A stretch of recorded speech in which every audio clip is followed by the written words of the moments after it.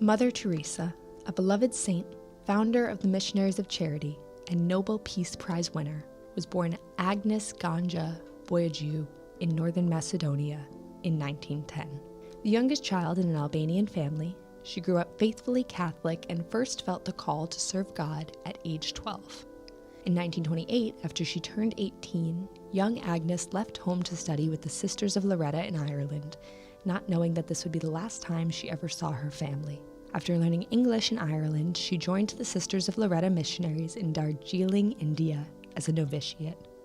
On May 24, 1931, young Agnes took her initial vows to become a Sister of Loretta, and in 1937 she became a sister, adopting a new name with her new life, Mother Mary Teresa. For almost 20 years, until 1948, Mother Teresa taught at St. Mary's High School in Calcutta. While she enjoyed growing deeper in her vocation, she couldn't help but find her mind and heart being drawn past the schools and convent and into the city streets.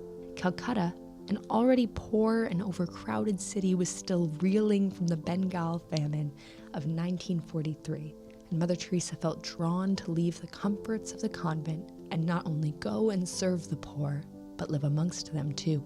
The desires of her heart and the path God set before her came together on a train ride to a retreat in Darjeeling in 1946, when she was 36 years old. Mother Teresa received what she referred to as a call within a call to leave the Sisters of Loretta and devote herself fully in service of the poorest of the poor. Speaking of this call, she said, "I was to leave the convent and help the poor while living among them.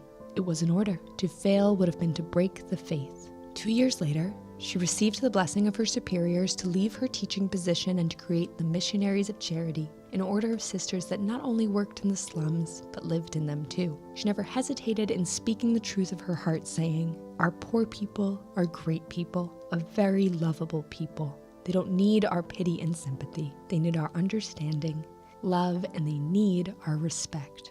We need to tell the poor that they are somebody to us and that they too have been created by the same loving hand of God to love and be loved." The first iteration of the Missionaries of Charity was informal and humble. She designed their habit, a white sari with 3 blue stripes to symbolize the sisters' vows of poverty, chastity, and obedience. She didn't have any training or resources, which would have been enough to stop just about anyone else from even trying to make a difference. But in her humility, she began her ministry, and God provided. She was granted Indian citizenship and received medical training. Soon after, she was joined by other women who felt a similar call to serve, and they began opening open-air schools and hospitals. They had no donors. They had no aid. The sisters would only beg and pray for the food and medical supplies they needed to help those around them. Mother Teresa was overcome by the suffering around her, writing, "Our Lord wants me to be a free nun, covered with the poverty of the cross. Today I learned a good lesson. The poverty of the poor must be so hard for them. While looking for a home, I walked and walked till my arms and legs ached. I thought how much they must ache in body and soul looking for a home, food, and health. Then the comfort of Loretto came to tempt me. 'You have only to say the word and all that will be yours again,' the tempter kept on saying. 'A free choice, my God, and out of love for you, I desire to remain and do what be holy in my regard.' I did not let a single tear come." Despite these hardships, in 1950, Mother Teresa received permission from the Holy See to make the Missionaries of Charity an officially recognized order. They began to grow in number, accepting droves of new novitiates while also opening hospices, schools, and shelters. The missionaries knew they wouldn't be able to save everyone, but they cared deeply about allowing people to die with dignity, insisting that everyone was spiritually accompanied through their death by the sacred text and practice of their own religion. Mother Teresa was revered as a holy woman by all types of people with all types of faiths and backgrounds. Describing this, her friend Father Paul said, "Since Hindus, Muslims, and Christians all take her for a woman of God and a holy person, they all wanted to get a blessing. In India, to get a blessing means to be touched on the head individually. Many people prostrated themselves and then got a blessing.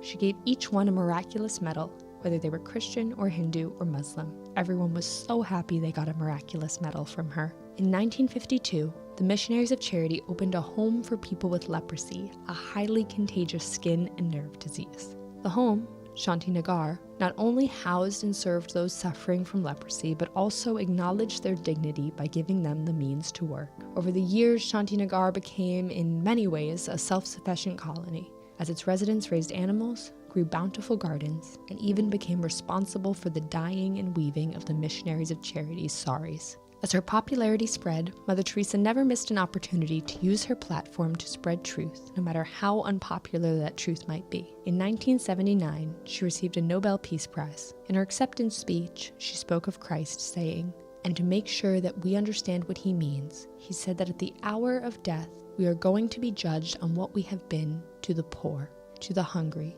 naked, the homeless, and he makes himself that hungry one, that naked one, the homeless one, not only hungry for bread, but hungry for love, not only naked for a piece of cloth, but naked of that human dignity, not only homeless for a room to live in, but homeless for that being forgotten, been unloved, uncared, being nobody to nobody, having forgotten what is human love, what is human touch, what it is to be loved by somebody." And he says, "Whatever you did to the least of these, my brethren, you did to me." It is so beautiful for us to become holy to this love. For holiness is not a luxury of the few, it is a simple duty for each one of us. And through this love, we can become holy. To this love for one another, and today, when I have received this reward, I personally am most unworthy. And I, having avowed poverty to be able to understand the poor, I choose the poverty of our people. But I am grateful and I am very happy to receive it in the name of the hungry, of the naked, of the homeless, of the crippled, of the blind, of the leprous, of all those people who feel unwanted, unloved, uncared, thrown out by the society, people who have become a burden to the society and are ashamed by everybody. In 1995, she spoke at the National Prayer Breakfast in the United States and didn't hold back in telling Americans what she perceived to be the greatest spiritual poverties in their nation: abandonment of the elderly and sick, degradation of the family, drugs, and abortion. She said, "And see, this neglect to love brings spiritual poverty. Maybe in our own family we have somebody who's feeling lonely, who is feeling sick, who is feeling worried. Are we there? Are we willing to give until it hurts in order to be with our family, or do we put our interests first?" These are the questions we must ask ourselves, especially as we begin this year of the family. We must remember that love begins in the home. We must also remember that the future of humanity passes through the family. I was surprised in the West to see so many young boys and girls given to drugs, and I tried to find out why. Why is it like that, when those in the West have so many more things than those in the East? And the answer was, because there is no one in the family to receive them. Our children depend on us for everything: their health, their nutrition, their security, their coming to know and love God. For all of this, they look to us with trust, hope, and expectation. Often, father and mother are so busy that they have no time for their children. Perhaps they are not even married or have given up on their marriage. So their children go to the streets and get involved in drugs or other things. We are talking of love of the child, which is where love and peace must begin, there, in our own family. But I feel that the greatest destroyer of peace today is abortion, because Jesus said, "If you receive a little child, you receive me." So every abortion is the denial of receiving Jesus, is the neglect of receiving Jesus. She passed 2 years later, at the age of 87. But just a year before she died, she wrote a letter to her fellow missionaries that encapsulates her legacy. Entitled the Varanasi Letter, it reads, "My dearest children, sisters, brothers, and fathers, this letter, being very personal, I wanted to write in my own hand, because there are so many things to say. Even if not in Mother's hand, still, it comes from Mother's heart. Jesus wants me to tell you again how much love he has for each of you, beyond all you can imagine. I worry some of you still have not really met Jesus, one-to-one, you and Jesus alone. We may spend time in the chapel, but have you seen with the eyes of your soul how he looks at you with love? Do you really know the living Jesus? Not from the books, but from being with him in your heart? Have you heard the loving words he speaks to you? Ask for grace. He is longing to give it. Never give up this daily intimate contact with Jesus as the real living person, not just the idea. How can we last even one day without hearing Jesus say, "I love you"? Impossible. Our soul needs that just as much as the body needs to breathe the air. If not, prayer is dead. Meditation, only thinking. Jesus wants you to each hear him speaking in the silence of your heart. Be careful of all that can block that personal contact with the living Jesus. The devil may try to use the hurts of your life, and sometimes our own mistakes, to make you feel it is impossible that Jesus really loves you, is really clinging to you. This is a danger for all of us, and so sad because it is completely opposite of what Jesus is really wanting, waiting to tell you. Not only that he loves you, but even more, he longs for you. He misses you when you don't come close. He thirsts for you. He loves you always, even when you don't feel worthy. When you're not accepted by others, even by yourself sometimes, he is the one who always accepts you. In this letter, she also reiterated her focus on Jesus' words on the cross, "I thirst." She urged her followers to hear the echoes of Christ's words through the voices of the poor and sick in their own neighborhoods. She wrote, "Why does Jesus say I thirst? What does it mean? Something so hard to explain in words. If you remember anything from Mother's letter, remember this. I thirst is something much more than deeper just saying, I love you. Until you know deep inside that Jesus thirsts for you, you can't begin to know who he wants to be for you, or who he wants you to be for him." Our Lady will help with all of this, since she was the first person to hear Jesus cry, "I thirst," with St. John, and I am sure Mary Magdalene. But she was there on Calvary. She knows how real, how deep his longing for you and for the poor. Do we know? Do we feel as she? Ask her to teach you. Before it was Our Lady pleading with Mother, now it is Mother in her name pleading with you. Listen to Jesus' thirst. Let it be for each what Holy Father said in his letter. How do you approach the thirst of Jesus? Only one secret: the closer you come to Jesus, the better you will know his thirst.